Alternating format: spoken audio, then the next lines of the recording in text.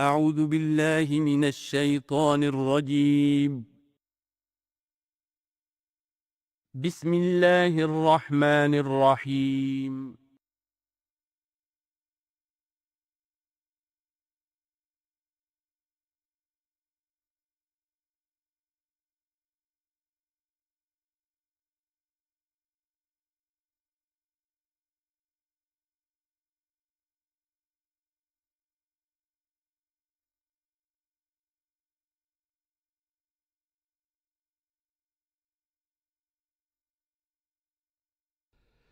نحمده ونصلي على رسوله الكريم اما بعد فاعوذ بالله من الشیطان الرجیم بسم اللہ الرحمن الرحیم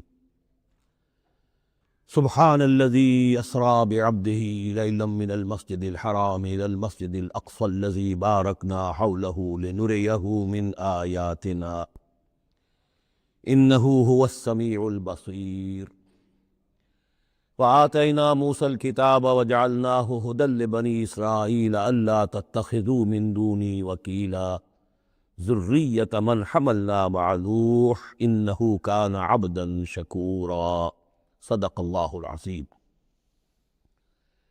اس سے پہلے کہ ہم سورہ بنی اسرائیل کا ترجمہ شروع کریں، سورہ نحل کے آخری حصے میں ایک بڑی عظیم آیت آئی تھی کہ جس کے حوالے سے کسی قدر وضاحت ہونی چاہیے، لیکن چونکہ اس وقت میں چاہتا تھا کہ وقت کے اندر اندر اس کا ترجمہ مکمل ہو جائے تو میں اس وقت رکا نہیں۔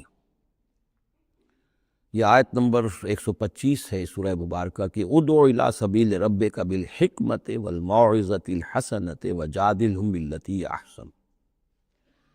اصل میں اس میں دعوت اسلامی اور دعوت دین کے 3 مختلف لیولز کا تذکرہ ہے۔ عام طور پر اس کو ایک ہی چیز سمجھ کر لوگوں نے ترجمہ بھی کیا ہے، وضاحت بھی کی ہے، لیکن دقت نظر سے جائزہ لیا جائے تو چونکہ انسانوں میں مختلف قسم کے انسان ہیں تو دعوت و تبلیغ کے بھی اسی اعتبار سے مختلف گوشے کہہ لیجئے، مختلف لیولز کہہ لیجئے۔ مثلا یہ کہ انسانوں میں ایک چھوٹی بڑی ہی مائنیوٹ مائنورٹی ہوتی ہے جن کو ہم انٹیلیجنسیا کہتے ہیں۔ یہ وہ لوگ ہیں کہ جو عقل سے کام لیتے ہیں، کسی بات کو قبول کرتے ہیں تو پہلے عقل سے سمجھتے ہیں تب قبول کرتے ہیں، جذبات سے نہیں۔ اور یہ کہ کسی شے کو رد کرتے ہیں تو دلیل سے کرتے ہیں، اگر قبول کرتے ہیں تو دلیل سے، رد کرتے ہیں تو دلیل سے۔ یہ انٹلیکچوئل مائنورٹی آپ اسے کہیں یا انٹیلیجنسیا کہیں، یا یہ کہ اس کے لیے برین ٹرسٹ بھی ایک لفظ ہے کہ ہر معاشرے کے اندر اس طرح کے لوگ ہوتے ہیں، اور یہ ہوتے بہت کم ہیں تعداد میں، لیکن ڈیسائسو ہوتے ہیں۔ اس معاشرے کا جو بحیثیت مجموعی رخ ہے وہ یہ معین کرتے ہیں۔ عوام کی حیثیت جو ہے وہ ایسے ہے جیسے ایک انسان کے جسم میں ہاتھ پاؤں ہیں، اعضاء و جوارے ہیں، لیکن جو حیثیت ایک انسان کے جسم میں دماغ کی ہے وہ اس برین ٹرسٹ کی ہوتی ہے، انٹیلیجنسیا کی۔ یہ طبقہ جو ہے اس کو دعوت جو دی جائے تو ظاہر بات ہے کہ وہ وعظ سے نہیں، جذباتی نہیں، بالحکمہ، پختہ باتیں، عقلی دلائل، محکم باتیں، وہ حکمت جس کے بارے میں فرمایا گیا وَمَن یُؤْتَ الْحِکْمَةَ فَقَدْ أُوتِیَ خَیْرًا کَثِیرًا، سورہ بقرہ میں ہم پڑھا ہے۔ اور وہ حکمت کے جو 3 جگہ پر حضور صلی اللہ علیہ وسلم کی جو تعلیم و تربیت ہے اس کے مراحل میں سب سے اونچا مرحلہ بیان ہوا ہے، یتلو علیہم آیاتہ ویزکیہم ویعلمہم الکتاب والحکمہ۔ یہ حکمت جو ہے گہری باتیں، دانائی کی باتیں، عقل کی باتیں، مسلمہ اصول، ان کے حوالے سے یہ سمجھنا کہ کس شے کی اہمیت زیادہ ہے، کس شے کی اہمیت کم ہے، کیا چیز پرائمری امپورٹنس کی ہے، کیا سیکنڈری ہے، ان چیزوں کو جاننے والے لوگ جو ہیں، جو اصول پہچان لیتے ہیں، پھر اصولوں کو منطبق کرنا جانتے ہیں، تو ان کے لیے دعوت جو ہے وہ بھی بہرحال اسی سطح کی ہونی چاہیے کہ وہ دعوت جو ہے دلائل پر، براہین پر۔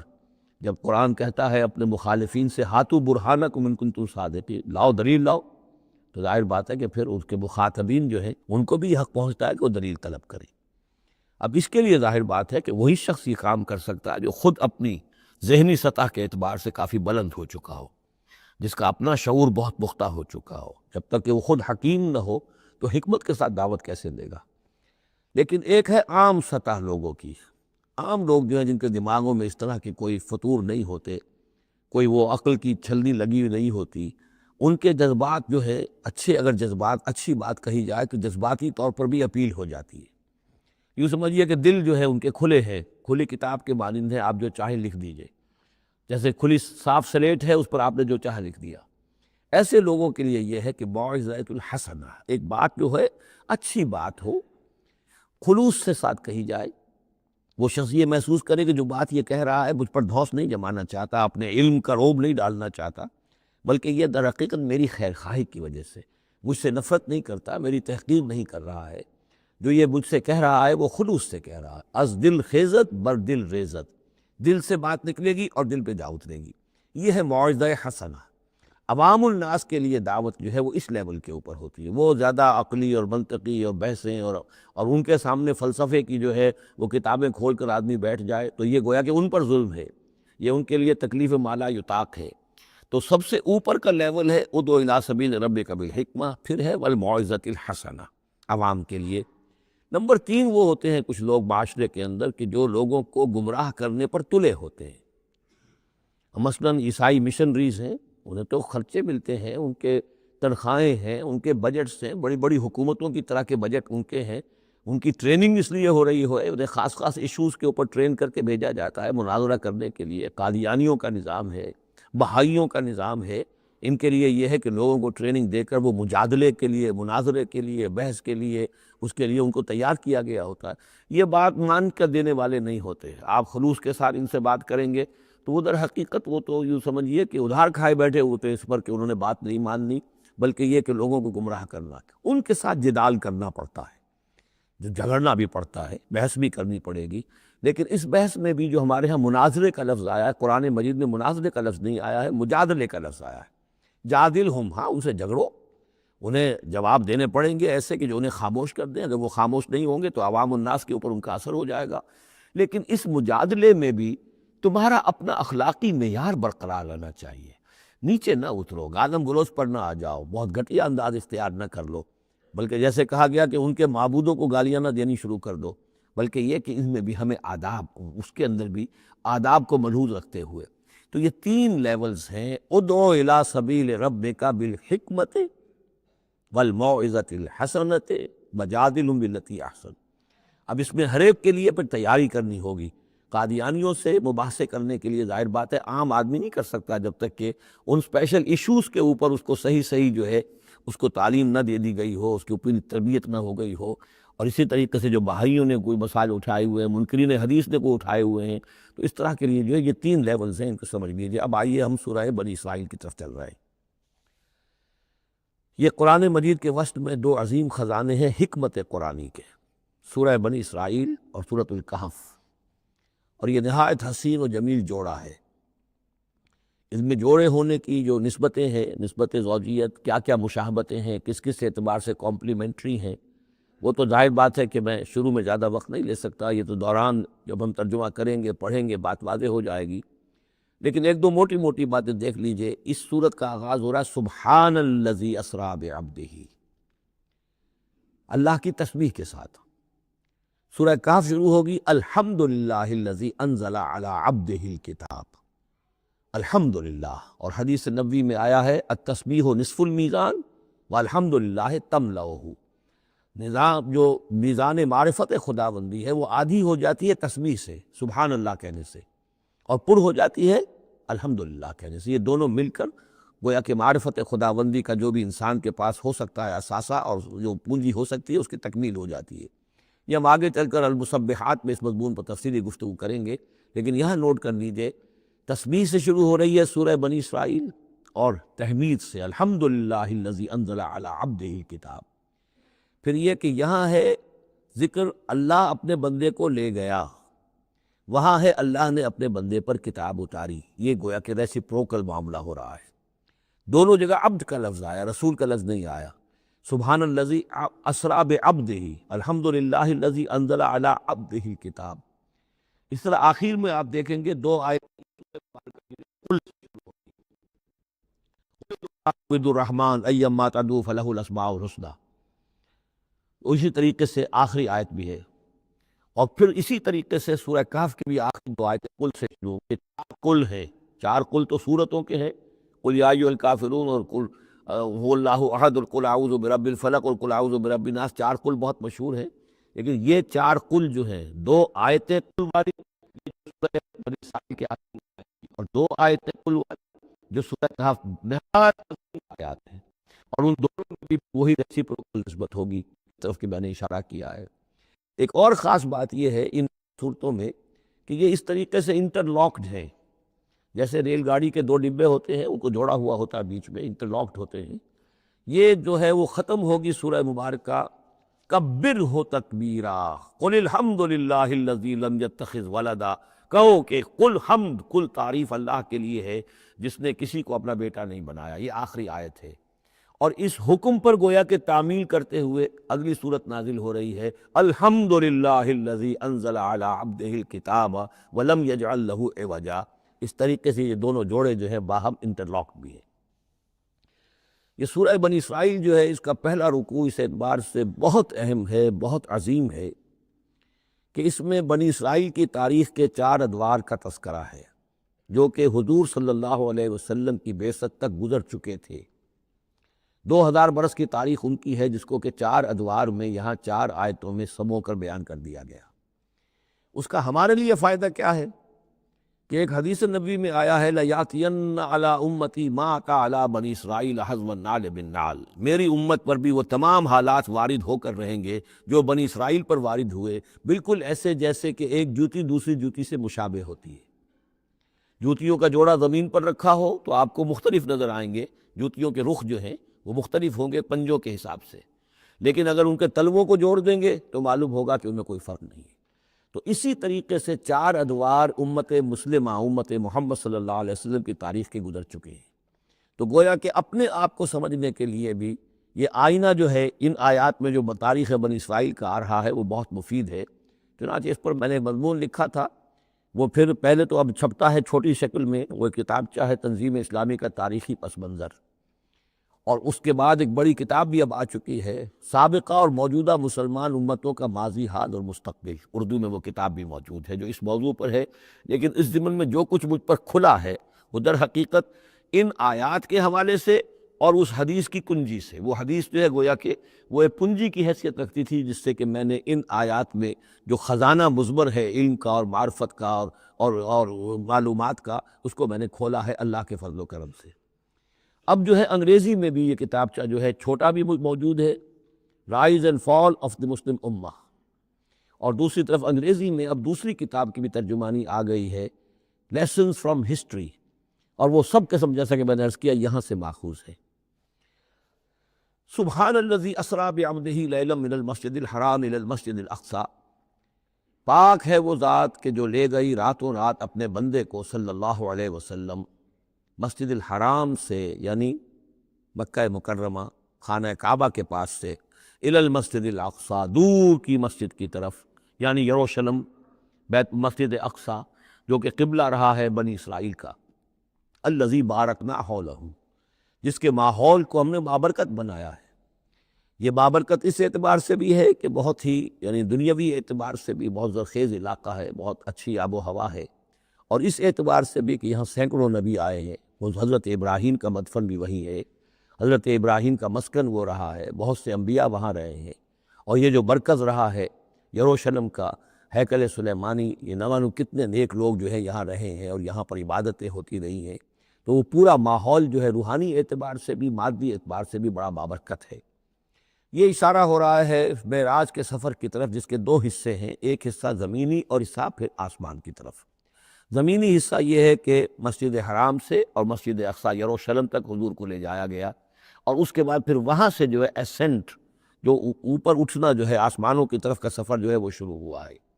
قرآن مجید میں یہاں صرف اس پہلے حصے کا ذکر کیا ہے، اور اس کا خاص سبب کیا ہے؟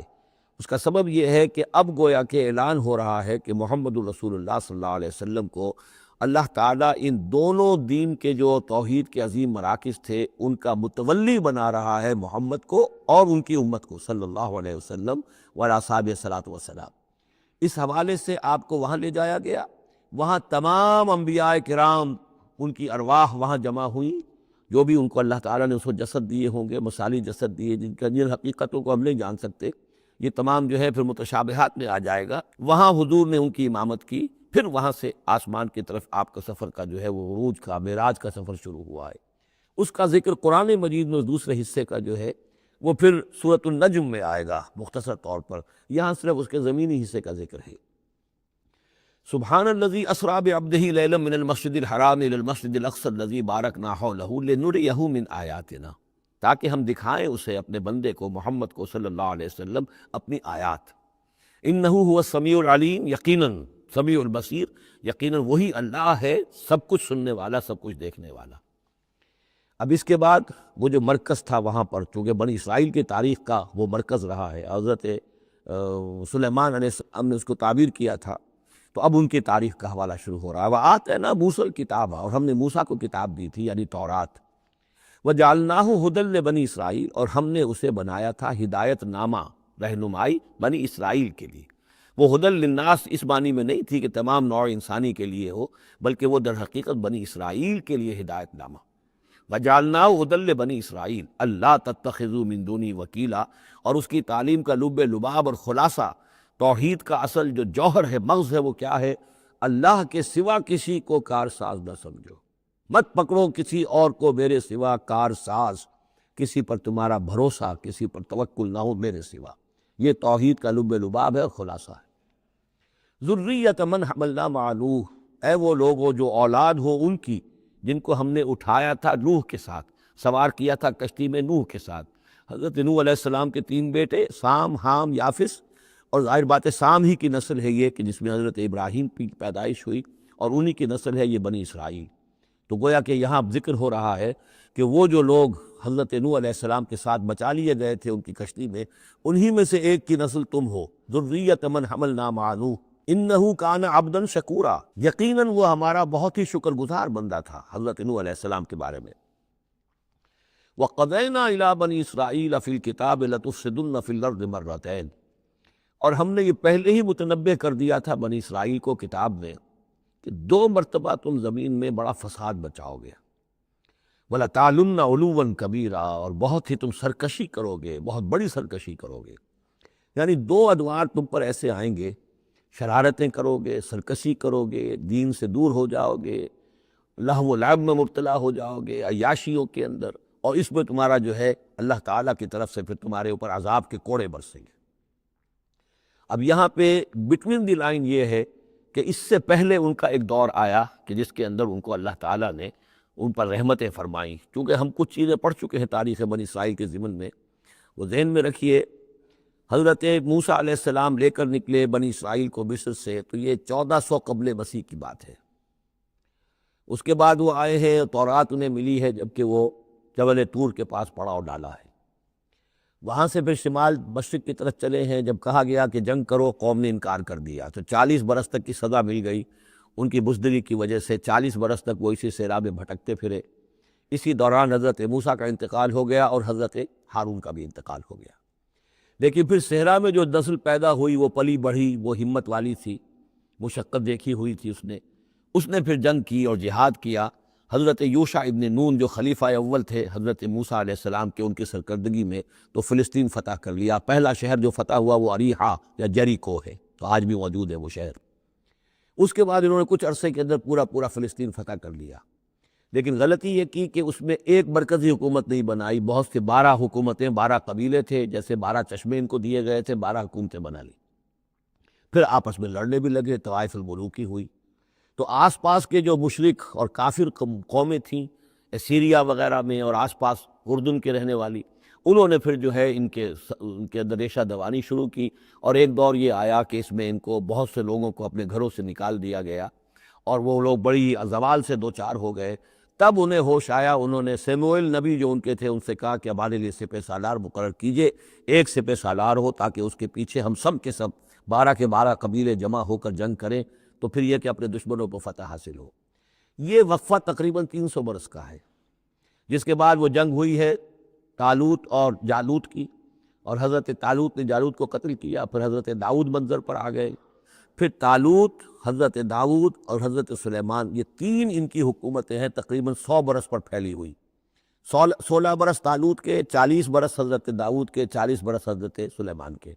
یہ گویا کہ ان کی خلافت راشدہ ہیں. جیسے ہمارے یہاں حضرت ابو بکر کا دور مختصر ہے، پھر حضرت عمر، پھر حضرت عثمان رضی اللہ تعالیٰ عنہم، یہ مل کر جو ہمارے ہاں بنتے ہیں 24 برس 3 خلافتوں کے، ان کے ہاں یہ 100 برس کا عرصہ ہے.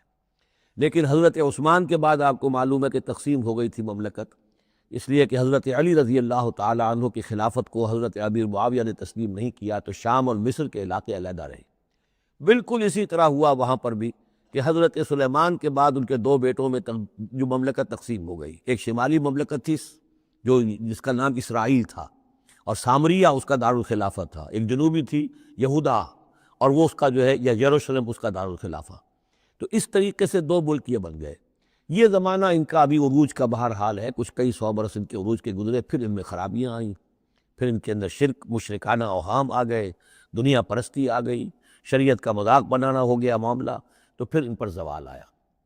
پہلا زوال جو آیا، پہلے اسیرینز نے شمالی مملکت جو تھی اسرائیل کی اس کو ختم کر دیا. یہ کوئی ختم کیا انہوں نے اس سے کافی پہلے 700-800 برس قبل حضرت مسیح کے. اس کے بعد جو اصل آیا ہے نبوکڈ نظر جو نمرود تھا عراق کا، اس کا حملہ ہوا 587 قبل مسیح میں. انہوں نے یروشلم کو برباد کیا، 6 لاکھ کو قتل کیا، 6 لاکھ کو قیدی بنا کے لے گیا، اور یہ کہ یروشلم میں 2 اینٹیں سلامت نہیں رہنے دیں، اور ہیکل سلیمانی کو مسمار کر دیا. یہ ان کا بدترین دور آیا. تقریباً 125 برس یہ کیپٹیوٹی میں رہے بیبیلونیا میں، 6 لاکھ کو ہانک کر لے گیا وہاں پر. بدترین دور. تو پہلا عروج اس کا جو کلائمیکس تھا وہ طالوت اور داؤد اور سلیمان کا دور حکومت، اور پہلا زوال جس کا یہ سمجھیے کہ سب سے نیچے کی پوزیشن یہ ہے جو کیپٹیوٹی کا دور ہے ان کا. اس کے بعد حضرت عزیر علیہ السلام ان میں آئے، اللہ نے بھیجا، انہوں نے دعوت اصلاح توبہ کی منادی کی، پھر یہ لوگ کچھ ٹھیک ہوئے. ادھر یہ ہے کہ ایران نے حملہ کیا تھا عراق پر اور ان کو آزاد کر دیا تھا کہ جاؤ تم، کہ خورس نے، ذوالقرنین نے، کہ تم جاؤ اور جا کر اپنا شہر دوبارہ آباد کر لو. تو یہ پھر آ گئے، حضرت عزیر کے ساتھ ہو کر آئے ہیں.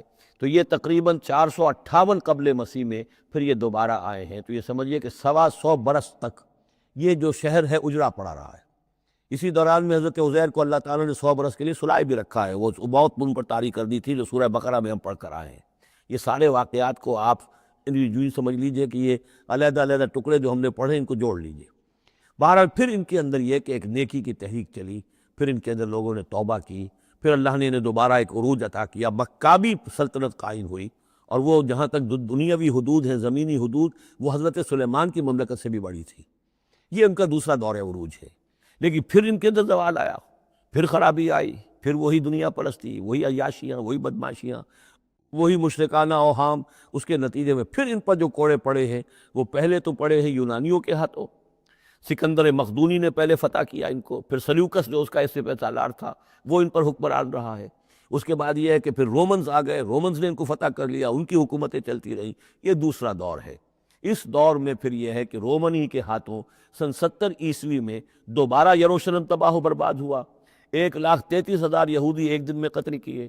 پھر دوبارہ وہ ٹیمپل یا ہیکل سلیمانی جو دوبارہ تعبیر کر لیا تھا حضرت عزیر کے بعد، پھر وہ مسمار کر دیا گیا، اور وہ آج تک مسمار پڑا ہوا ہے. اور گویا کہ حضور صلی اللہ علیہ وسلم کی بعثت کے وقت 500 برس ہو چکے تھے اس کو مسمار ہوئے ہوئے.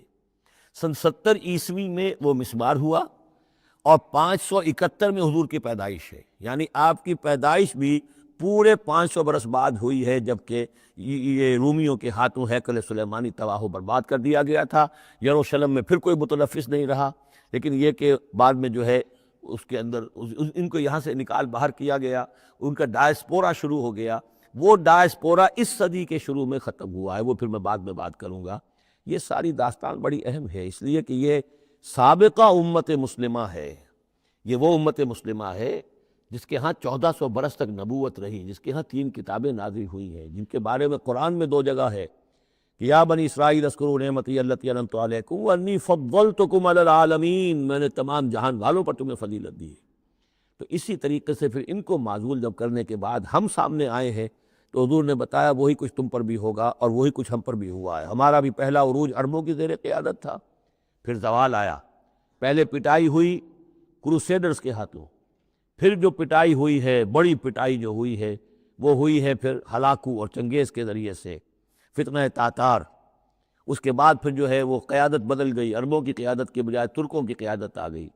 وہ وہی لوگ جنہوں نے لاکھوں کروڑوں مسلمان قتل کیے، پھر وہ ایمان لے آئے، اسلام لے آئے، انہی کے ذریعے یہ مختلف حکومتیں بنی، ترکان تیموری اور ترکان صفوی اور ترکان سلجوقی اور ترکان عثمانی۔ لیکن اس کے بعد پھر ان پر بھی زوال آیا، وہ ہم نے دیکھ لیا اس صدی میں گریٹ اوٹومان امپائر جو ہے اس صدی کے شروع میں ختم ہو گئی، اور ہم پر بھی جو دوسرا جو دور آیا عذاب کا، وہ یورپ کی قوموں کے ذریعے سے آیا۔ کہیں انگریز آ گئے، کہیں فرانسیسی آ گئے، کہیں اطالوی آ گئے، کہیں اسپینیئرز آ گئے، کہیں ڈچ آ گئے۔ تو جیسے کہ یہودیوں پر بھی دوسرا عذاب جو آیا تھا وہ گریکس اور رومنز کے ہاتھوں، اسی طریقے سے مسلمانوں پر بھی دوسرا زوال کا دور جو آیا ہے وہ یورپین کولونیل پاورز کے ہاتھوں آیا۔ ہم نے یہ طے کر دیا تھا، پہلے ہی سنا دیا تھا بنی اسرائیل کو کہ تم اپنی تاریخ میں 2 مرتبہ بہت فساد مچاؤ گے اور بہت سرکشی کرو گے۔ فَإِذَا جَاءَ وَعْدُ أُولَاهُمَا، جب ان دونوں میں سے پہلے وعدے کا وقت آ گیا، بَعَثْنَا عَلَيْكُمْ عِبَادًا لَنَا أُولِي بَأْسٍ شَدِيدٍ، ہم نے تم پر مسلط کر دیے اپنے ایسے بندے جو بڑی سخت جنگ کرنے والے، بڑے سخت جنگجو تھے۔ فَجَاسُوا خِلَالَ الدِّيَارِ، تو وہ تمہاری آبادیوں میں، ملکوں میں گھس گئے۔ وَكَانَ وَعْدًا مَفْعُولًا، اور وہ وعدہ جو اللہ کا تھا وہ پورا ہو کر رہا۔ یعنی جب تم شرارت کرو گے، جب تم دین سے برگشتہ ہو جاؤ گے، جب تم اللہ کی کتاب کو اور اللہ کے قانون کو جو ہے وہ مذاق اور ہنسی بنا لو گے، تو پھر تم پر ہمارے عذاب کے کوڑے پڑیں گے۔ یہ میں بتا چکا ہوں، پہلے یہ کوڑے آئے ایسیرینز کے ہاتھوں جنہوں نے ختم کر دیا اسرائیلی مملکت کو، پھر یہ آئے نیبوکڈنیزر کے ہاتھوں، بیبیلونینز کے ہاتھوں، جس نے کہ یروشلم کو بھی برباد کیا، 6 لاکھ کو قتل کیا، 6 لاکھ کو ساتھ لے گیا اور ہیکل سلیمانی مسمار کر دیا۔ ثم رددنا لکم الکرۃ علیہم، پھر ہم نے تمہاری باری لوٹائی ان پر۔ پھر اللہ تعالیٰ نے ان کو پھر ایک مرتبہ پھر وہ دی سہارا دیا، چاہے وہ سہارا ایرانیوں کی وجہ سے ہوا کہ خورس یا سائرس ذوالقرنین، اس نے اب عراق پر حملہ کیا اور پھر یہاں پہ ان کو اجازت دے دی کہ تم چلے جاؤ اور جا کر اپنا شہر دوبارہ آباد کر لو، تو یہ واپس آئے۔ ثم رددنا لکم الکرۃ علیہم، پھر ہم نے تمہاری باری لوٹا دی ان پر، وامددناکم، اور تمہاری مدد کی، بے اموال کے ذریعے سے بھی، و بنینا، اور اولاد بیٹوں کے ذریعے سے بھی، وجعلناکم اکثر نفیرا، اور پھر ہم نے تمہیں بنا دیا ایک کثیر تعداد والی قوم، تم پھلے پھولے پھر ایک بڑی پراسپرس قوم بن گئے۔ ان احسنتم احسنتم لانفسکم، تم نے اگر کوئی بھلائی کمائی تو اپنے نفس کے لیے بھلائی کمائی، اپنے لیے کمائی، اپنے فائدے کے لیے۔ وَإِنْ أَسَأْتُمْ فَلَهَا، اور اگر کوئی برا کام کیا تو وہ بھی اپنے لیے کیا، اس کا وبال تم پر دنیا میں بھی آیا اور آخرت میں بھی اس کا عذاب آئے گا۔ فَإِذَا جَاءَ وَعْدُ الْآخِرَةِ، جب وہ دوسری مرتبہ کی وہ سرکشی اور تمرد اور شیطنت تمہاری اور تمہارا جو ہے دین سے برگشتگی کا دور آیا، تو دوسرے وعدے کا وقت آیا، لِيَسُوءُ وُجُوهَكُمْ، یہاں وہ الفاظ محذوف سمجھیے، بَعَثْنَا عَلَيْكُمْ عِبَادًا لَنَا أُولِي بَأْسٍ شَدِيدٍ، وہ گویا کہ الفاظ یہاں ریپیٹ نہیں کیے گئے۔ دوبارہ پھر ہم نے تمہارے اوپر ایسے زوردار لوگوں کو مسلط کیا، لِيَسُوءُ وُجُوهَكُمْ، تاکہ وہ تمہارے چہروں کو بگاڑ دیں، تمہارے حلیے بگاڑ دیں۔ وَلِيَدْخُلُوا الْمَسْجِدَ كَمَا دَخَلُوهُ أَوَّلَ مَرَّةٍ، اور وہ داخل ہوں مسجد میں، یعنی مسجد اقصیٰ میں، ہیکل سلیمانی میں، جیسے کہ وہ داخل ہوئے تھے پہلی مرتبہ۔ جیسے بے حرمتی کی تھی بیبیلونینز نے بیت المقدس کی اور ہیکل سلیمانی کی، ایسی ہی بے حرمتی پھر کی ہے ٹائٹس رومی نے سن 70 عیسوی میں اس ہیکل کی بھی، اور ہیکل کو مسمار کر دیا۔ وَلِيَدْخُلُوا الْمَسْجِدَ كَمَا دَخَلُوهُ أَوَّلَ مَرَّةٍ وَلِيُتَبِّرُوا مَا عَلَوْا تَتْبِيرًا، اور یہ کہ تباہ و برباد کر دیں ہر اس شے کو جس کے اوپر بھی ان کو اختیار اور قبضہ حاصل ہو جائے۔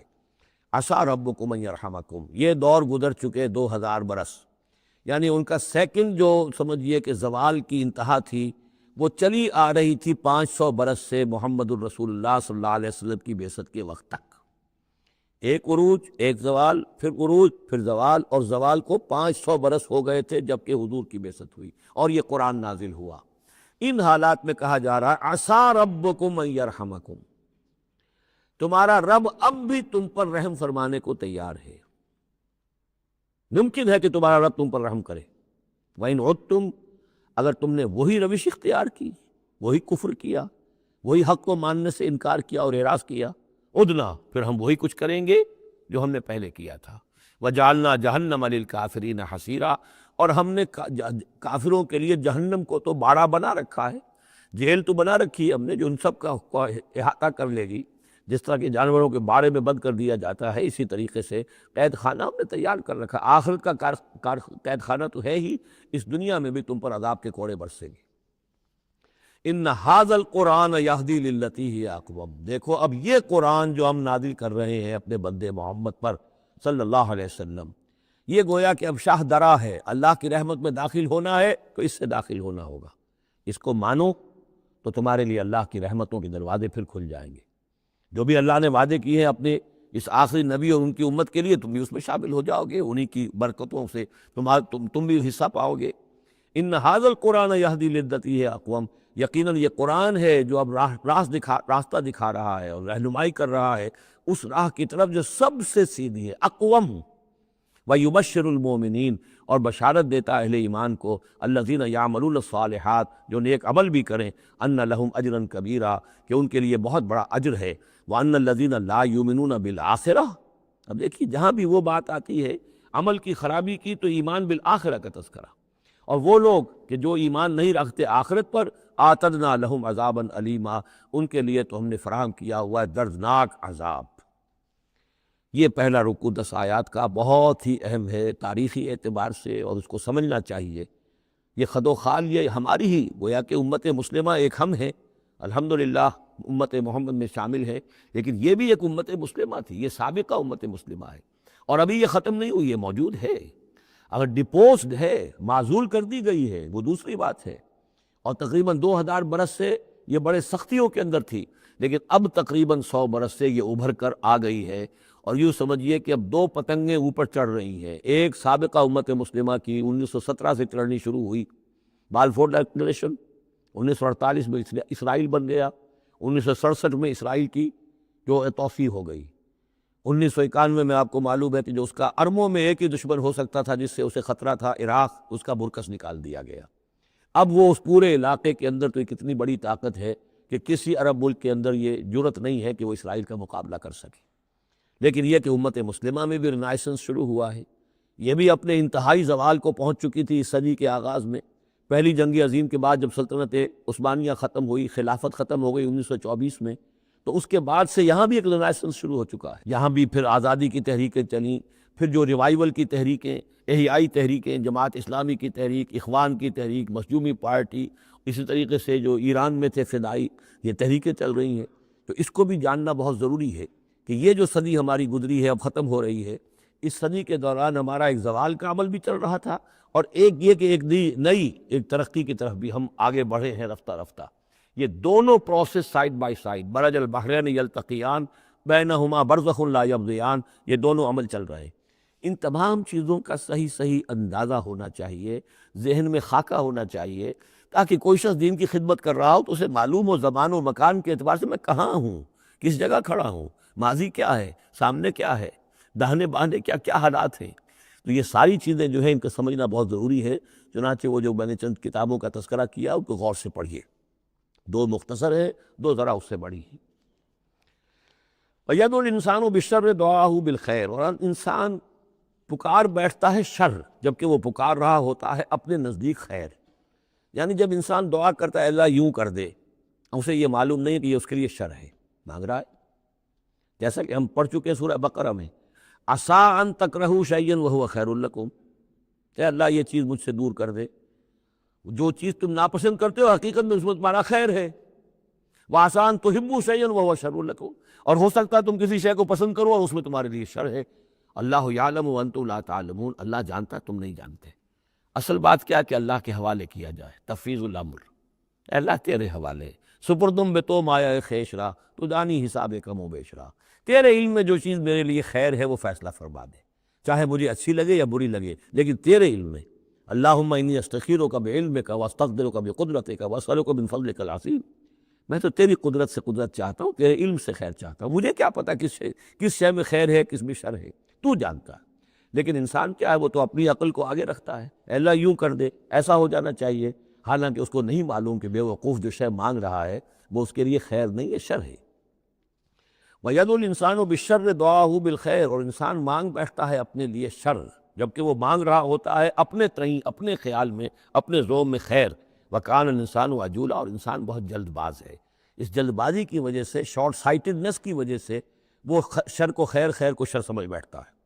وَجَعَلْنَا اللَّيْلَ وَالنَّهَارَ آیَتَيْنِ، اور ہم نے رات اور دن کو 2 نشانیاں بنا دیا ہے۔ فَمَحَوْنَا آیَةَ اللَّيْلِ، تو ہم نے رات والی نشانی کو تو تاریک بنا دیا، اسے مٹا دیا، محو کر دیا۔ وجعلنا آیۃ النہار مبصرۃ، اور دن والی نشانی کو ہم نے سجھانے والی بنا دیا، روشن کر دیا۔ لتبتغوا فضلا من ربکم، تاکہ اس روشنی کے اندر تم اپنے رب کا فضل تلاش کرو، تمہاری جو معاشی جد و جہد ہے اس کے لیے بھاگ دوڑ کر سکو۔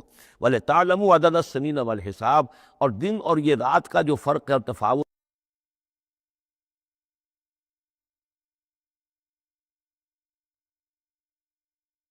نظام الاوقات ہے، ایک دن ایک رات، ایک دن ہو گیا، پھر ایک دن ایک رات، اس طرح بڑھتے بڑھتے پھر ہفتہ بنتا ہے، جو پھر اس کے بعد جو ہے وہ مہینہ اور سال۔ وَكُلَّ شَيْءٍ فَصَّلْنَاهُ تَفْصِيلًا، اور ہم نے ہر چیز کو پوری طرح کھول کھول کر بیان کر دیا ہے۔ وَكُلَّ إِنسَانٍ أَلْزَمْنَاهُ طَائِرَهُ فِي عُنُقِهِ، اور ہر انسان کے ہم نے چپکا دیا ہے اس کی قسمت یا اس کی نحوست یا اس کی خوشبختی یا اس کی جو بھی ہے بدقسمتی، یہ سب چیزیں انسان کی اپنی گردن میں ہم نے کہیں چپکا دی ہیں۔ اب اللہ جانے کہ یہ کوئی واقعتاً اس کی کوئی مادی حقیقت بھی ہے، شاید کوئی گلینڈ ایسا ہو جو ابھی تک ہمارے ڈسیکشن میں نہ آیا ہو، کوئی بہت ہی مائکروسکوپک ہو، اور اس میں کوئی بڑا ہی یوں سمجھیے کہ مائکروسکوپک کمپیوٹر اللہ نے لگا رکھا ہے۔ یہ سب ہو سکتا ہے، کچھ ممکن نہیں کہ پھر ہمیں کہیں معلوم ہو کہ یہاں پر کوئی چیز ہے، وہ لوگ کہیں اس کی گردن میں کوئی شے ہے کہ جو ہم نے وہاں پہ لٹکا دی ہے۔ وَكُلَّ إِنسَانٍ أَلْزَمْنَاهُ طَائِرَهُ، طائر کا لفظ جو آتا ہے عام طور پر تو نحوست کے لیے آتا ہے، لیکن یہ کہ اس کے ساتھ یہ جو بھی قسمت ہے، کسی کا مقسوم ہے، جو بھی اس کو ملنا ہے، یہ ساری چیزیں جو ہے انسان کی، وہ ہر انسان کے ساتھ گویا کہ اس کی وہ کتاب ام الکتاب میں سے اللہ تعالیٰ نے جو اس کا کھاتا ہے، اس کا ڈیبٹ کریڈٹ وہ یہاں پر لگا دیا ہے۔ وَنُخْرِجُ لَهُ يَوْمَ الْقِيَامَةِ كِتَابًا يَلْقَاهُ مَنشُورًا، اور ہم نکال لیں گے اس کے لیے قیامت کے دن سے ایک کتاب کی شکل میں جسے وہ پڑھے گا، کھلی ہوئی کتاب۔ یعنی یہیں پر شاید وہ کوئی لگا ہوا ہے، کوئی ریکارڈر ہے کہ جس کے اندر وہ سارے ہمارے افعال و اعمال ریکارڈ ہو رہے ہیں، چاہے وہ کتنا ہی مائکروسکوپک ہو، اور اس کے بعد اس کو نکال کر جو ہے وہ رکھا جائے یہ ایک چپ کے اندر۔ آپ کو معلوم ہے چپسی کا تو سارا کھیل اس وقت دنیا میں چل رہا ہے، اس میں آپ کی پوری زندگی کی فلم موجود ہے، آپ نے ایک ایک حرف جو زبان سے نکالا وہ موجود ہے، آپ کے ذہن میں جو جو خیالات آتے رہے وہ موجود ہے، آپ کے دل میں جو جو نیتیں پروان چڑھتی رہی وہ موجود ہے۔ وہ ایک چپ جو ہے کفایت کرے گا۔ وَكُلَّ إِنسَانٍ أَلْزَمْنَاهُ طَائِرَهُ فِي عُنُقِهِ وَنُخْرِجُ لَهُ يَوْمَ الْقِيَامَةِ كِتَابًا يَلْقَاهُ مَنشُورًا، اور کہہ دیا جائے گا اقرأ کتاب، خود پڑھ لو اپنی کتاب، یہ اپنا اعمال نامہ خود پڑھ لو۔ كَفَىٰ بِنَفْسِكَ الْيَوْمَ عَلَيْكَ حَسِيبًا، تم خود بھی آج کافی ہو کہ حساب کر لو، ڈیبٹ کریڈٹ کا حساب جوڑ لو، یہ سارا تمہارے سامنے تمہارا کچا چٹھا موجود ہے۔ مَنِ اهْتَدَىٰ فَإِنَّمَا يَهْتَدِي لِنَفْسِهِ، جو کوئی بھی ہدایت پر آتا ہے، ہدایت کو اختیار کرتا ہے تو وہ اپنے بھلے کے لیے، اپنے فائدے کے لیے۔ وَمَنْ ضَلَّ فَإِنَّمَا يَضِلُّ عَلَيْهَا، اور جو گمراہ ہوتا ہے تو ظاہر بات ہے وہ اپنے اوپر ہی اس کا وبال لے گا، گمراہ ہوتا ہے اپنے اوپر، اپنے خلاف، اپنے اوپر ہی وبال لے گا۔ وَلَا تَزِرُ وَازِرَةٌ وِزْرَ أُخْرَىٰ، اور دیکھو نہیں ہوگی کوئی جان اٹھانے والی کسی اور کے جان کے بوجھ کو، ہر ایک کو اپنا بوجھ خود اٹھانا ہے، جو بھی آپ کے اعمال کا انبار ہے وہ آپ کے کندھوں پر ہوگا، کوئی اور نہیں اٹھا سکے گا۔ وَمَا كُنَّا مُعَذِّبِينَ حَتَّىٰ نَبْعَثَ رَسُولًا وَمَنْ ضَلَّ وَلَا تَزِرُ وَازِرَةٌ وِزْرَ أُخْرَىٰ وَمَا كُنَّا مُعَذِّبِينَ حَتَّىٰ نَبْعَثَ رَسُولًا، یہ میں نے پہلے بھی حوالہ دیا تھا آج، یہ اللہ کی سنت رہی ہے کہ کسی قوم کے اوپر عذاب ہلاکت، عذاب استیصال، چھوٹے عذاب تو آتے رہتے تھے، لیکن یہ کہ بڑا عذاب جس سے کہ قوم کو نسیہ منسیہ کر دیا جائے، جیسے قوم نوح اور قوم ہود اور قوم صالح پر آئے وغیرہ، ان کے بارے میں اللہ کا قانون یہ ہے کہ جب تک رسول کو نہ بھیج دیا جائے، رسول حق کا حق ہونا واضح نہ کر دے، کوئی اشتباہ نہ رہے، حق مبرہن ہو جائے، اتمام حجت ہو جائے، رسلا مبشرین و منذرین لئلا یکون للناس علی اللہ حجت بعد الرسل، پھر اس کے بعد عذاب آتا تھا۔ وما كنا معذبین حتی نبعث رسولا، ہم عذاب دینے والے نہیں رہے ہیں جب تک کہ رسول نہ بھیج دیں۔ وَإِذَا أَرَدْنَا أَن نُهْلِكَ قَرْيَةً أَمَرْنَا مُتْرَفِيهَا، اور جب ہم فیصلہ کر لیتے تھے کہ کسی بستی کو یا کسی علاقے کے رہنے والوں کو ہلاک کرنا ہے، تو پھر ہم کھلی چھوٹ دے دیتے تھے اس کے جو مرفہ الحال لوگ ہوتے تھے، دولت والے، پیسے والے، ان کی رسی دراز کرتے تھے، فَفَسَقُوا فِيهَا، وہ خوب ادھم مچاتے تھے، فسق و فجور، لہو و لعب، عیاشیاں، بدماشیاں، اس کا بازار گرم کر دیتے تھے۔ فحق علیہ القول، یہاں تک کہ وہ گویا کہ بھٹی پوری طرح دہک جاتی تھی اور وہ بستی یا وہ علاقہ جو عذاب الہی کا پورے طور پر مستحق ہو جاتا تھا۔ وحق علیہ القول فدمرناها تدمیرا، تو پھر ہم اس بستی کو اکھاڑ کر پٹخ دیتے تھے، اللہ کی طرف سے عذاب آ جاتا تھا۔ یعنی یہ بتایا جا رہا ہے کہ عذاب آنے میں سب سے بڑا حصہ جو ہوتا ہے کسی قوم کے سرمایہ داروں کا ہوتا ہے، ان کی رنگ رلیاں، ان کے جو بھی ان کے عیش اور ان کی عیاشیاں اور ان کی بدماشیاں جو ہیں، در حقیقت وہ عوام اگر روک نہیں رہے تو وہ بھی مجرم ہو گئے۔ ہاں جو روکنے والے ہیں، نہیں منکر کرنے والے، ان کو اللہ تعالیٰ بچا لیتا ہے، ورنہ یہ کہ جن لوگوں نے ان کو روکا نہیں، گویا کہ وہ انہی کے حکم میں ہیں۔ وَكَمْ أَهْلَكْنَا مِنَ الْقُرُونِ مِنْ بَعْدِ نوح، اور کتنی ہی نسلوں اور قوموں کو ہم نے ہلاک کیا ہے نوح کی قوم کے بعد۔ وَكَفَىٰ بِرَبِّكَ بِذُنُوبِ عِبَادِهِ خَبِيرًا بَصِيرًا، اور آپ کا رب کافی ہے لوگوں کے گناہوں سے واقف ہونے کے اعتبار سے، وہ جانتا ہے۔ کفیٰ بربک بذنوب عبادہ خبیرا بصیرا، خبیر اور بصیر ہونے کے اعتبار سے خوب جانتا ہے کس نے کیا کمایا ہے، کس نے کون کون سے گناہ جو ہیں اپنے نامہ اعمال میں درج کرائے ہیں۔ یہ جو اب آیتیں آ رہی ہیں یہ اس موضوع پر، اگرچہ یہ موضوع جو ہے قرآن مجید میں بار بار آتا ہے، لیکن یہ مقام اس موضوع کے لیے ذروۂ سنام ہے قرآن کا، چوٹی یہ ہے اس موضوع پر۔ وہ موضوع کیا ہے؟ من کان یرید العاجلۃ عجلنا لہ فیہا ما نشاء لمن نرید، جو کوئی عاجلہ کا طلبگار بنتا ہے، اس دنیا ہی کا طالب ہے، یہیں کا عیش، یہیں کا آرام، یہیں کی دولت، یہیں کا نام، یہیں کی شہرت، یہیں کا اقتدار، بس یہیں کا چاہیے، یہی چاہیے۔ من کان یرید العاجلۃ، جو ارادہ کر رہا ہے اسی کا، عجلنا لہ فیہا، تو ہم جلد دے دیتے ہیں اسے اس میں سے، کچھ دولت دے دیں گے، کچھ اور شہرت دے دیں گے، کچھ دنوں کے لیے وزیر اعظم بنا دیں گے، کچھ اور کر دیں گے، ان کی محنت جو ہے اس کو کسی نہ کسی درجے میں کامیاب کر دیں گے، لیکن دو شرطوں کے ساتھ۔ ما نشاء لمن نرید، جتنا ہم چاہیں گے اور جس کے لیے چاہیں گے۔ یہ ضروری نہیں کہ ہر شخص جو دنیا کا طالب ہے دنیا اسے مل ہی جائے۔ بہت سے ایسے لوگ ہوتے ہیں وہ ساری عمر اپنے آپ کو ہلکان بھی کر دیتے ہیں، دنیا پھر بھی ہاتھ نہیں آتی، ایسا بھی ہوتا ہے۔ یہ اللہ کا فیصلہ ہوتا ہے، جتنا ہم چاہتے ہیں، جس کو چاہتے ہیں، دنیا میں اس کی محنت کا نتیجہ دے دیتے ہیں۔ من کان یرید العاجلۃ عجلنا لہ فیہا ما نشاء لمن نرید ثم جعلنا لہ جہنم، پھر چونکہ وہ طالب دنیا کا تھا اس میں سے ہم نے انہیں دے دیا جتنا چاہا، پھر اس کے لیے ہم جہنم مقرر کر دیتے ہیں، یصلاھا مذموما مدحورا، اس میں وہ داخل ہوگا مذمت زدہ ہو کر اور دھکے دیے جا کر۔ اب دوسری طرف ومن اراد الآخرۃ، اب یہ ہے اصل شے جس کو لٹمس ٹیسٹ میں کہتا ہوں۔ ہر شخص اپنے گریبان میں جا کے میں طالب آخرت ہوں یا طالب دنیا ہوں۔ دنیا کی بجائے یہ لفظ عاجلہ آیا ہے، دنیا بھی مؤنث ہے، ادنا قریب کی شے کو کہتے ہیں ادنا، اور اس کا مؤنث دنیا۔ عاجل جلدی والی شے، دنیا جو ہے یہ زندگی نقد ہے، اور یہ فوری طور پر ہے، یہاں کی جو راحت ہے وہ بھی نقد ہے، یہاں کی تکلیف ہے وہ بھی نقد ہے، فوری طور پر محسوس ہو جاتی ہے۔ آخرت کی راحت بھی ابھی وہ بعد میں آنے والی شے ہے، اور وہاں کا عذاب بھی بعد میں آنے والا، اس لیے وہ آخرہ ہے۔ تو آخرہ کے مقابلے میں یا دنیا کا لفظ آئے گا یا عاجلہ کا لفظ آئے گا۔ من کان یرید العاجلۃ عجلنا لہ فیہا ما نشاء لمن نرید ثم جعلنا لہ جہنم یصلاھا مذموما مدحورا ومن اراد الآخرۃ وسعی لہا سعیہا وہو مومن، جو آخرت کا طالب ہو اور صرف وہ کہنے میں نہ ہو، بات کرنے میں زبانی کلامی نہ ہو، بلکہ یہ کہ واقعتاً اس کے لیے وہ ویسی محنت کرے جیسی کہ آخرت کے لیے کرنی چاہیے، یہ شرط عین ہے۔ وسعی لہا سعیہا، اس دنیا کے لیے کتنی بھاگ دوڑ کرتے ہو، اس کے ساتھ ذرا مقابلہ کرو، آخرت اس کے مقابلے میں کتنی قیمتی ہے، کتنی بھاگ دوڑ اس کے لیے ہونی چاہیے۔ وسعی لہا سعیہا وہو مومن، ایمان بھی رکھتا ہو اور اس کے لیے ویسی محنت کرے جیسی کہ اس کے لیے کی جانی چاہیے۔ فَأُولَٰئِکَ کَانَ سَعْیُہُم مَشْکُورًا، یہ وہ لوگ ہوں گے کہ جن کی سعی جو ہے اللہ تعالیٰ کے ہاں اس کی قدر کی جائے گی، قدر افزائی کی جائے گی۔ اللہم ربنا اجعلنا منہم، کافی کٹھن مقام ہے، آسان نہیں ہے، بڑی شرطیں ہیں جو اللہ نے لگائی ہیں۔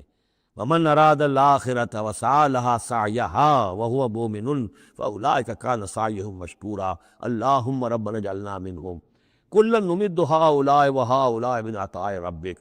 باقی یہ کہ اس دنیا کی زندگی میں تو ہم مدد پہنچا رہے ہیں ان کو بھی اور ان کو بھی، اہل ایمان کو بھی، طالب آخرت کو بھی، طالب دنیا کو بھی دے رہے ہیں۔ جب ہم نے امتحان کے لیے یہاں رکھنا ہے تو راشن تو دینا ہی ہے، کھانے پینے کے لیے تو مجرموں کو بھی اور مومنوں کو بھی اور مسلموں کو بھی کچھ نہ کچھ دینا ہے، سبسسٹنس تو ہمارے ذمے ہے۔ یہ امویت تیرے رب کی عطا میں سے ہے، وما کان عطاء ربک محظورا، اور آپ کے رب کی عطا جو ہے وہ روکی نہیں جا سکتی۔ یعنی مسلمان یہ چاہیں کہ کافروں کو کچھ نہ دیا جائے، یہ نہیں، یہاں کا معاملہ ہم نے کھلا چھوڑا ہوا ہے، اس میں یہ کہ آپ چاہیں انہیں کچھ نہ ملے، وہ یہ آپ کی بات پوری نہیں ہوگی۔ انظر کیف فضلنا بعضهم علی بعض، دیکھو کیسے ہم نے بعض کو بعض پر فضیلت دی ہے، دنیا میں مال و اسباب میں دی ہے، ذہنی صلاحیتوں میں دی ہے، اور مختلف اعتبارات سے فضیلتیں دی ہیں۔ وَلَلْآخِرَةُ أَكْبَرُ دَرَجَاتٍ وَأَكْبَرُ تَفْضِيلًا، لیکن آخرت جو ہے وہ درجے کے اعتبار سے اور فضیلت کے اعتبار سے بہت بڑی ہوگی۔ یہاں کتنا فرق پڑ جائے گا، کوئی محل میں رہ رہا ہے، کوئی کٹیا میں رہ رہا ہے۔ اچھا وہ 20 سال رہ لے گا محل میں، یہ 20 رہ لے گا کٹیا میں، کتنا فرق پڑ گیا۔ لیکن وہاں جو ہے ہمیشہ ہمیشہ کے لیے رہنا ہے، روح و ریحان و جنت نعیم، جنات و عدن میں، یا ہمیشہ کے ہمیشہ رہنا ہے جہنم کے اندر، وہ کتنا فرق ہوگا۔ یہاں کا کیا فرق ہے؟ کچھ بھی نہیں، مرنا اسے بھی ہے اسے بھی ہے، چاہے اس کے لیے بڑے سے بڑے ڈاکٹر موجود ہیں اور یہ کہیں پہ جا کے علاج کرا لے، موت اس کو بھی آئے گی، موت اس کو بھی آ جائے گی۔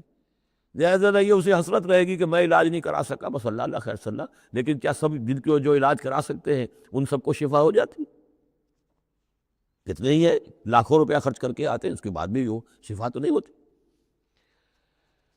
لا تجعل مع اللہ الہا آخر، اللہ کے ساتھ کسی اور کو الہ نہ بناؤ۔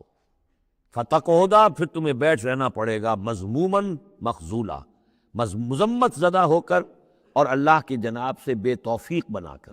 اللہ تعالیٰ جو ہے خذلان الہی مخذولا، بے یار و مددگار چھوڑ دے گا۔ پھر اس کے بعد یہ 2 رکوع جو ہیں یہ بہت اہم ہے، جیسا کہ میں نے عرض کیا تھا، یہ حضرت عبداللہ ابن عباس رضی اللہ تعالیٰ عنہما کے نزدیک یہ تورات کی تعلیم کا نچوڑ ہے، 10 commandments، the Quranic version of 10 commandments۔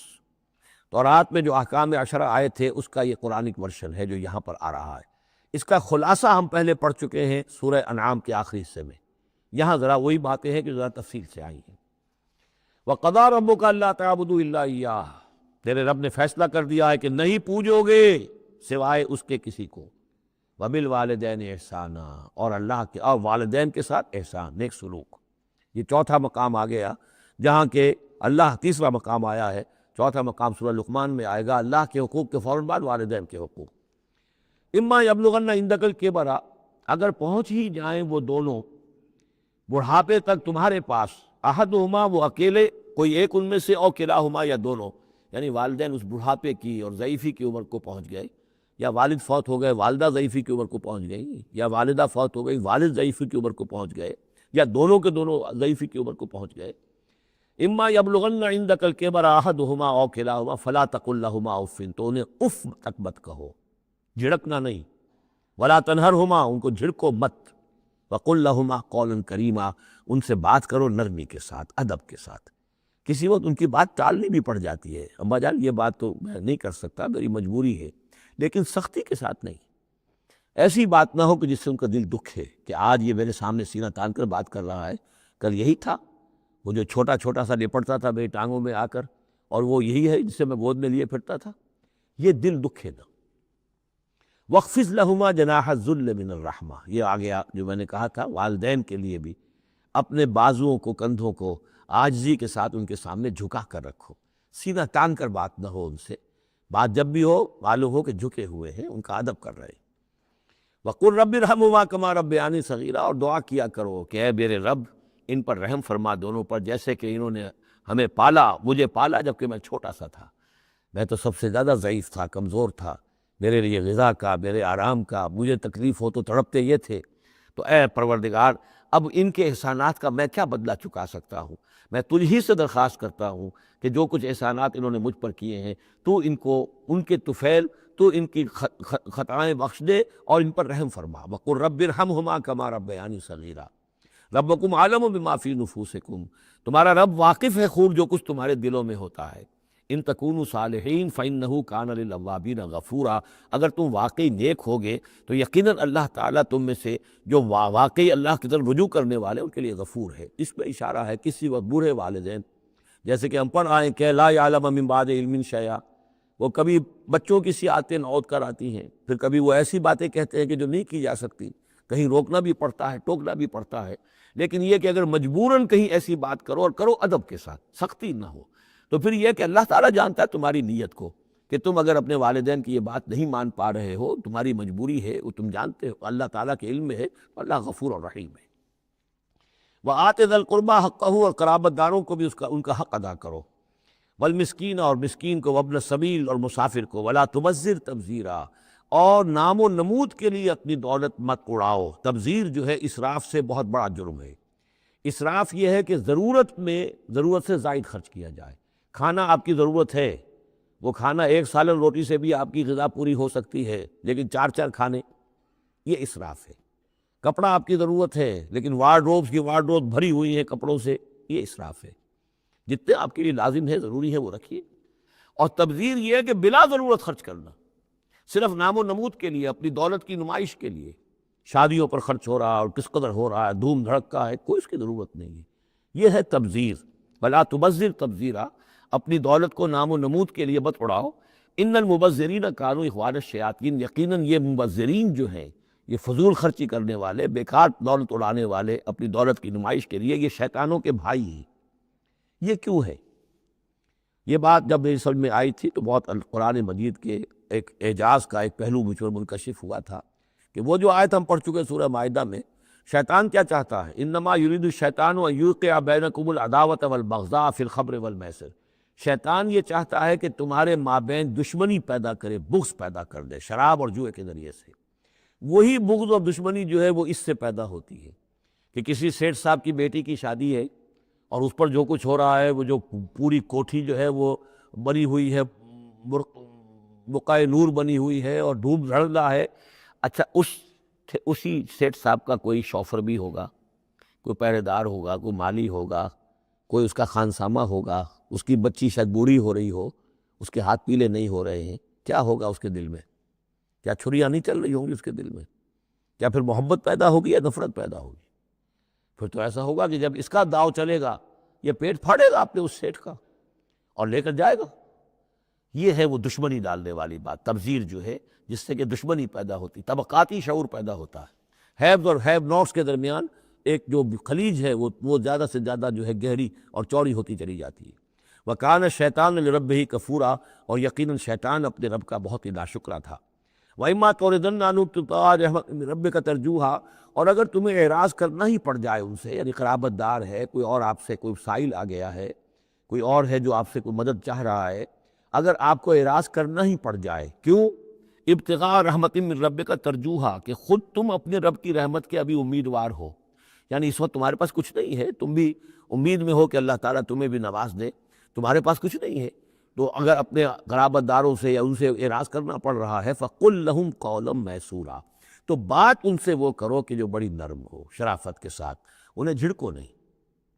وَلَا تَجْعَلْ يَدَكَ مَغْلُولَةً إِلَىٰ عُنُقِكَ، اور نہ تو اپنے ہاتھ کو باندھ لو اپنی گردن کے ساتھ، یہ اصل میں کنایا ہے، استعارہ ہے بخل سے، کہ ہاتھ بندھا ہوا ہے، اس ہاتھ سے کچھ نکل ہی نہیں سکتا، کسی کو کچھ خیر جو ہے وہ مل ہی نہیں سکتا۔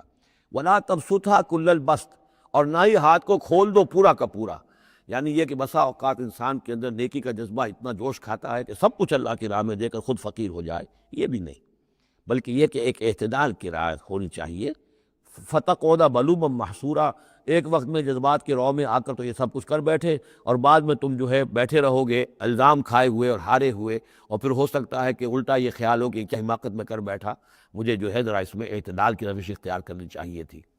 اس میں بسا اوقات ایسا ہوتا ہے کہ انسان یہ سمجھتا ہے کہ یہ غریب آدمی میرا رشتہ دار جو ہے، میں اس کی کسی نہ کسی طریقے سے اب اس کے حالات بگڑے ہوئے ٹھیک کر ہی دوں، لہٰذا وہ اپنی امکانی حد تک مدد کر رہا ہے، لیکن حالات ٹھیک نہیں ہو رہے اس کے، تو فرمایا اِنَّ رَبَّكَ يَبْسُطُ الرِّزْقَ لِمَن يَشَاءُ وَيَقْدِرُ، یہ جو ہے کسی شخص کے اوپر رزق کشادہ ہو جانا اور کسی کے اوپر رزق کی تحقیق ہو جانا، یہ تمہارے اختیار میں نہیں ہے، یہ تیرے رب کے اختیار میں ہے، اللہ کے اختیار میں ہے۔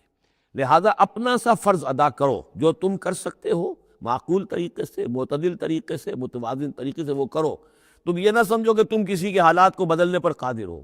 اِنَّ رَبَّكَ يَبْسُطُ الرِّزْقَ لِمَن يَشَاءُ وَيَقْدِرُ، یہ تو تیرا رب ہی ہے کہ جو کھول دیتا ہے جس کے لیے چاہتا ہے، کشادہ کر دیتا ہے، اور تنگ کر دیتا ہے جس کے لیے چاہتا ہے۔ اِنَّهُ كَانَ بِعِبَادِهِ خَبِيرًا بَصِيرًا، یقیناً وہ اپنے بندوں کے حق میں اپنے بندوں سے پوری طرح باخبر ہے اور ان کے حالات کو دیکھ رہا ہے۔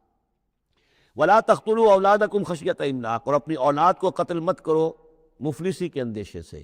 اب یہ جو ہمارے ہاں برتھ کنٹرول کی پوری تحریک ہے پوری دنیا میں، اور مالتھوس صاحب کے زمانے سے یہ تحریک چلی تھی، اور یہ کنٹرول جو ہے آبادی کا، پاپولیشن کنٹرول، تو اگرچہ ہم یہ تو نہیں کہہ سکتے کہ اس کی ساری شکلیں حرام مطلق ہیں، بعض شکلیں اس کی جائز ہیں، اور اس کے لیے ہم صرف یہ کہہ سکیں گے کہ وہ مکروہات میں شامل ہیں، لیکن یہ کہ ایک تحریک کی حیثیت سے در حقیقت یہ نفی ہے ایمان کی۔ اللہ پر توکل نہیں ہے، اللہ کے رازق ہونے پر بھروسہ نہیں ہے، اپنے حساب کتاب کو جوڑ رہے ہو، تمہیں کیا پتا اللہ کے خزانے کون کون سے ہیں؟ ابھی کچھ عرصے پہلے ہمیں پتہ ہی نہیں تھا کہ سمندر کے اندر سے کیا کچھ غذا نکل آئے گی اور کتنی عمدہ غذا ہوگی۔ یہ گوشت جو آپ کو سمندر سے ملتا ہے یہ کس قدر عمدہ ہے صحت کے لیے۔ باقی جو گوشت ہم کھاتے ہیں اوپر سے ریڈ میٹ، اس کے اندر کیا کیا ہیزرڈز ہیں اور کیا کیا خرابیاں ہماری صحت کے لیے، اور یہ جو ہے جو ہمیں ملتا ہے سمندر سے یہ کس قدر عمدہ ہے، لحمن طریہ جو ہم پڑھ چکے ہیں، تو معلوم نہیں تھا۔ اسی اعتبار سے جان لیجئے کہ تم اپنی اولاد کو قتل نہ کرو، اگرچہ جو بھی یعنی یوں سمجھیے کہ کنٹراسیپٹیو میتھڈ جو ہیں اس کے اوپر قتل کا اطلاق تو نہیں ہوگا، البتہ یہ کہ اگر باقاعدہ ایبارشن ہوتی ہے تو وہ تو یقیناً قتل ہی کے زد میں آئے گی۔ وَلَا تَقْتُلُوا أَوْلَادَكُمْ خَشْيَةَ إِمْلَاقٍ نَحْنُ نَرْزُقُهُمْ وَإِيَّاكُمْ، ہم ہی ان کو بھی رزق پہنچائیں گے اور تمہیں بھی ہم دیتے ہیں۔ تم سمجھتے ہو کہ تمہیں رزق خود اپنے ذریعے سے مل رہا ہے، یہ رزق ہم نے ہے جو تمہیں دیا ہے۔ إِنَّ قَتْلَهُمْ كَانَ خِطًا كَبِيرًا، یقیناً ان کو قتل کرنا جو ہے بہت بڑی خطا ہے۔ وَلَا تَقْرَبُوا الزِّنَا، اور زنا کے قریب تک مت جاؤ۔ اب یہاں پر یہ نہیں کہا کہ زنا مت کرو، زنا سے تو بہت فاصلے پر رہو، keep at a safe distance. وَلَا تَقْرَبُوا الزِّنَا، اس کے قریب تک نہ جاؤ، إِنَّهُ كَانَ فَاحِشَةً وَسَاءَ سَبِيلًا، یقیناً یہ بہت بے حیائی کا کام ہے اور بہت ہی برا راستہ ہے۔ وَلَا تَقْتُلُوا النَّفْسَ الَّتِي حَرَّمَ اللَّهُ إِلَّا بِالْحَقِّ، اور مت قتل کرو اس جان کو، انسانی جان کو جسے اللہ نے محترم ٹھہرایا ہے، مگر حق کے ساتھ۔ حق کیا ہے؟ قاتل کو قتل کیا جائے گا، اس کی جان لینی جائے گی، اس کے قتل کے بدلے خون کے بدلے خون، یا مرتد ہے اس اسلامی ریاست میں اسے قتل کر دیا جائے گا، یا یہ کہ زانی یا زانیہ ہے شادی شدہ اس کو رجم کیا جائے گا، یا یہ ہے کہ اور بھی کوئی قتل کی جو ہے جس کے اوپر یہ کہ عائد ہو جائے، کافر ہے حربی ہے، ہر کافر نہیں، جس کے ساتھ اعلان جنگ ہے اسے قتل کیا جائے گا، یہ ہے بالحق۔ ومن قتل مظلوما، اور جسے قتل کر دیا گیا مظلوم طور پر بغیر یعنی کسی حق کے ظلم سے، فقط جعلنا لولیہ سلطانا، تو اس کے ولی کو ہم نے ایک اختیار دیا ہے، اس کے اختیار ہے اب جو مقتول ہے اسلامی قانون میں اس کے ورثاء کو اختیار حاصل ہے، چاہے تو وہ قاتل کی جان لے لے، اصرار کریں اس پر کہ ہم خون کا بدلہ خون، جان کا بدلہ جان لیں گے، چاہے اسے معاف کر دیں، اور چاہے تو خوب بہا لے کر اور جو رقم لے کر جو ہے اس کو معاف کر دیں۔ یہ تین شکلیں ہیں، لیکن اختیار ان کے پاس ہے، حکومت کے پاس نہیں ہے۔ کوئی جج یہ فیصلہ نہیں کر سکتا، کوئی صدر مملکت جو ہے اس کا مختار نہیں ہے، جو ہمارے دستور میں ان کو اختیار دے رکھا ہے وہ اسلام کے صریح منافی ہے۔ یہ تو در حقیقت اختیار ہے صرف مقتول کے ورثاء کا۔ فلا یسرف فی القتل، تو وہ بھی قتل میں حد سے تجاوز نہ کرے، یہ نہ کرے کہ ایک آدمی قتل کیا اس کے قبیلے والوں نے ہم ان کے 10 قتل کریں گے، نہیں، یہ نہیں، بلکہ یہ کہ ایک قاتل جو ہے در حقیقت قتل کے بدلے اسی قاتل کی جان لی جائے گی۔ انہ کان منصورا، اس کی مدد کی جائے گی، یعنی جو بھی مقتول کے ورثاء ہیں ان کی مدد کی جائے گی۔ ریاست کا کام یہ ہے کہ وہ قاتل کو تلاش کرے، قاتل کو پکڑے، مقدمہ چلائے، اس پر ثبوت فراہم کرنا، یہ سارا ریاست کا کام ہے۔ لیکن مقدمے میں مدعی ریاست نہیں ہے۔ ہمارے ہاں غلطی یہ کہ اسٹیٹ ورسس وہ قانون جو مقدمہ بنتا ہے اس میں مدعی حکومت ہوتی ہے، یہ نہیں ہے، ریاست نہیں ہے، بلکہ مدعی جو ہے وہ مقتول کے ورثاء ہیں اسلام میں قتل کے مقدمات میں۔ وَلَا تَقْرَبُوا مَالَ الْيَتِيمِ إِلَّا بِالَّتِي أَحْسَنُ، یہ آیت ہم پہلے بھی پڑھ چکے ہیں، اور یتیم کے مال کے قریب تک بھی مت آؤ مگر بہترین طریقے سے، اس کی حفاظت کرو اور اس کو سنبھال کر رکھو، اس کو ضائع نہ کرو، اسے کھانے اور ہڑپ کرنے کی کوشش نہ کرو، حتیٰ یبلغ اشدہ، یہاں تک کہ وہ اپنی پوری قوت کو پہنچ جائے، پوری جوانی کو پہنچ جائے، سمجھ کو پہنچ جائے، بالغ ہو جائے۔ وَأَوْفُوا بِالْعَہْدِ، اور عہد کو پورا کرو، ان العہد کان مسئولا، یقیناً عہد جو ہے معاہدہ جب بھی ہو جائے اس کے بارے میں مسئولیت ہے، اللہ کے ہاں جواب دہی کرنی پڑے گی، باس پرس ہوگی۔ وَأَوْفُوا الْكَيْلَ إِذَا كِلْتُمْ، اور جب بھی تم ناپو تو پورا ماپو، پیمانہ پورا بھرو۔ وَزِنُوا بِالْقِسْطَاسِ الْمُسْتَقِيمِ، جب تولو تو پوری سیدھی ترازو کے ساتھ تولو۔ ذَلِكَ خَيْرٌ وَأَحْسَنُ تَأْوِيلًا، یقیناً یہی بہتر ہے، اور انجام کے اعتبار سے بھی دیانتداری کے ساتھ پورا ناپ کر پورا تول کر اگر تم دے رہے ہو معاملہ، تو پھر جو بقیت اللہ ہے، پھر جو بھی اللہ کی طرف سے تمہیں نفع ہو جائے گا اس میں بہت برکت ہوگی، اس میں بہت خیر ہوگا۔ احسن تاویلا ولا تخف ما ليس لك به علم ان السمع والبصر والفؤاد كل اولئك كان عنه مسؤولا۔ اس آیہ مبارکہ کے بارے میں انشاءاللہ کچھ تفصیل سے مجھے گفتگو کرنی ہے۔